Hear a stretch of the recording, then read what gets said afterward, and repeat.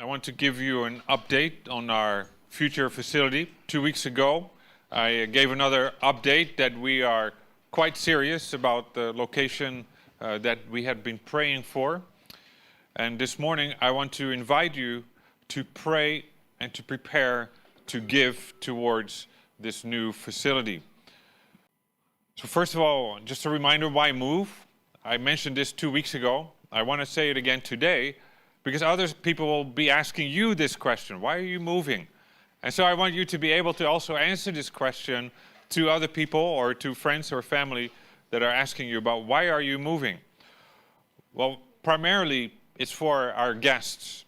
Our threshold to enter our church is 17 stories high in an office tower in an office district here.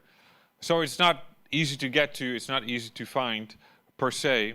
It's also not centralized. It's not convenient for people, many expatriates living in Westlake area, to come all the way over here. Also, our seating capacity is limited at 250 seats. We were over capacity just a few weeks ago, and you can look around. All the kids are gone and most of our seats are taken. There is no room for guests anymore. And so we are wanting to have more people come to HIF, but our lobby is so tiny, and the elevators really make it a security concern when 500 people are flowing through our space on a Sunday morning. Also, people have asked, well, why don't you open up Westlake again? It is really a challenge to run multiple medium-sized congregations. It might be nice to attend one, but it's really tough to lead it and to organize it. And so, for that reason, we want to become a larger church. But primarily, we want to have space for your guests to come on Sunday mornings. And so we've been looking for a location that is central between here, Meeting, and Westlake, that is called West of Westlake, that has ground floor access, street level, and enough parking, double seating capacity, so we can double over the next couple of years, with larger and more meeting rooms, because now our kids are in our office spaces, with space for youth and young adults that really feels more like young. They're not just in the church sanctuary having a meeting sitting on the floor.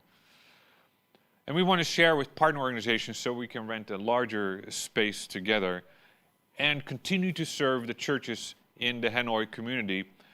And I realized, as we are planning for a 500-seat auditorium, it will be the largest worship auditorium in all of North Vietnam.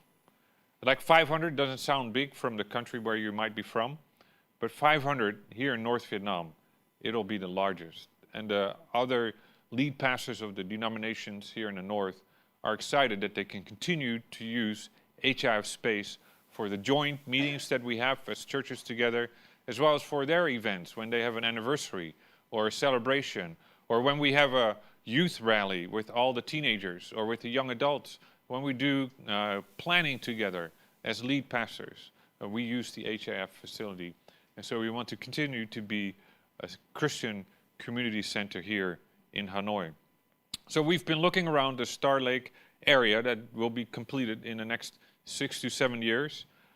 And we found a location just on the edge of it in the embassy block, Ngoại Giao Đoan. And it's 2 stories with, on the ground floor, it has the 2-story high auditorium, 2-story high, and then the second floor, it has 1,300 square meters for office spaces that we will be sharing with one of our partner organizations. And so this is the downstairs floor with a lot of room, twice the size. Now it's got the same floor space as this whole facility combined. So that would be the ground floor with a lobby at the front and a 500-seat auditorium. Then this is the second floor with a 3-meter ceiling, very open space. The walls that are there can be taken down and we can reorganize it however we want. So 2 weeks ago, I introduced the costing to the Praise and Prayer group And I told them about the story of Joshua and the Israelites coming to the river and the priests having to set their foot into the river as an act of faith before God would do a move. And so this is where I feel like we are. The leadership now have to decide to sign the contract in a huge act of faith without actually knowing how God will provide. But we know when we do take a step, God will provide. Yet this looks like not only it's a river to cross, but there's giants on the other side. And as Mick said, they'd send out spies to Jericho to see what it was like. We've spied it out. Now we know what we are facing, the challenges. Quite a huge challenge compared to coming into DTEC. That seems now like a dwarf when we're looking at this. So this is a huge challenge that I thought if it was $300,000 total, okay, we can do this. And I thought, well, if it's $500,000 total, well, with some friends we could do this. But now that it's up to $1 million total, it's like, there's no way we can do this. Even with our friends, that might be hard. We're going to need God to do a real miracle. And so when we do get to the other side of the river, move into our new place, we know this is God. And so this is where we need your prayer. Especially this week, the owner agreed to install the air conditioning. So that would save us a lot of upfront cost, but it would increase our rental fee. And so please pray that this will be a very reasonable amount. Until now, the rental fee was half of the going price because we had to install our own air conditioning. If she installs it, the rent goes up, but the upfront costs will go down. So please pray with us as we make a wise decision this week. And then our immediate need, as soon as we sign the contract, we have to pay a 3 months deposit, even though the first 3 months of rent are free. So the first 3 months of rent are free to build out the facility, but we have to put down a deposit that we get back at the end of the contract. Now, I met with a pastor from Hong Kong, from the largest international church in Hong Kong. He's got dozens of language services in the city, a very large English congregation. And he's willing to help us to raise funds in Hong Kong. But he said, you have to be the first to give.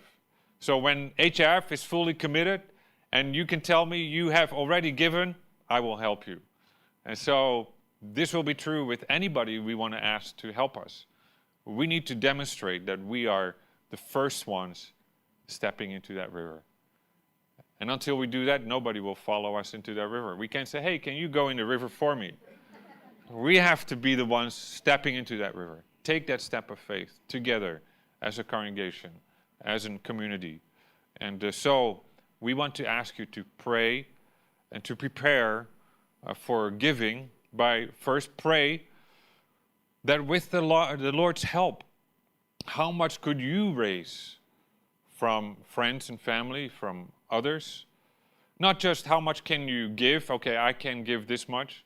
Not just how much could you sacrifice, okay, I'll give up this to give to the Worsted Project, but how much could you, with God's help, raise so that everyone here is a fundraiser, not just me, because I can't do this. Secondly, to make a pledge, starting next week, we want to collect your pledge. That is a faith commitment to give either monthly, maybe God is asking you, give this much per month. And for you, that's an act of faith. Or perhaps it's an upfront donation that you could give. Or you could say, well, maybe down the road, in a couple months, I get a bonus, I'll give this. It's a faith commitment. Or perhaps what we also need is an upfront and in the middle, and at the end, we have payment stages. So perhaps you also may think, okay, I can spread it out rather than one time or a monthly. So this is really between you and God and what we are asking you to pray about. And it's above and beyond what you normally give to HIF as your tithes and offerings. And then thirdly, present it to the Lord. When Moses was raising everything that was needed for the tabernacle, it was a presentation to the Lord when the community gave to the craftsmen to build it. And so this is not a gift to HIF. It's not a gift to Pastor Jacob. I won't take it and I won't run off with it. It's a gift to the Lord. So present a gift to the Lord. And so this is what we want to ask you to pray and to prepare this week to give, to make a pledge, to make a commitment, to even make an upfront contribution to this project.